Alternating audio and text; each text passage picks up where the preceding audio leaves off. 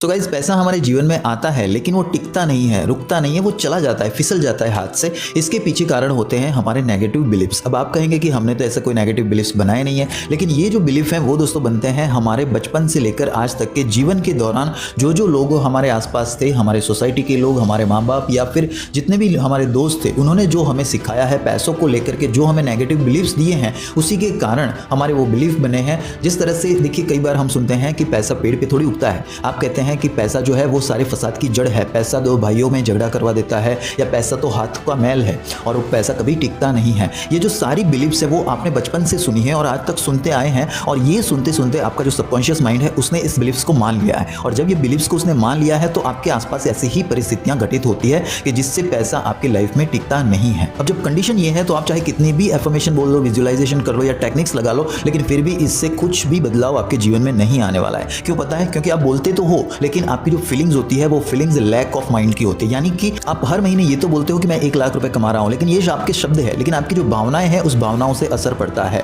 यदि आप अपने सब्जी वाले के साथ में 10-10 रुपए के लिए झगड़ पड़ते हैं, यदि आप किसी को चाय भी नहीं मिलाते, जब अपने दोस्तों के साथ में मिलते हैं तब आपको ये लगता है कि बिल कहीं मुझे ना देना पड़े, तो ये सारी चीजें क्या बताती हैं? आपके शब्द अलग हैं लेकिन आपकी भावनाएं अलग हैं। और जब शब्द और भावनाएं अलग अलग होती है तो मैं आपको बता दूं कि जो यूनिवर्स है वो शब्दों को नहीं चुनता है, यूनिवर्स समझता है, सिर्फ आपकी भावनाओं की जो लैंग्वेज है उसी को समझता है।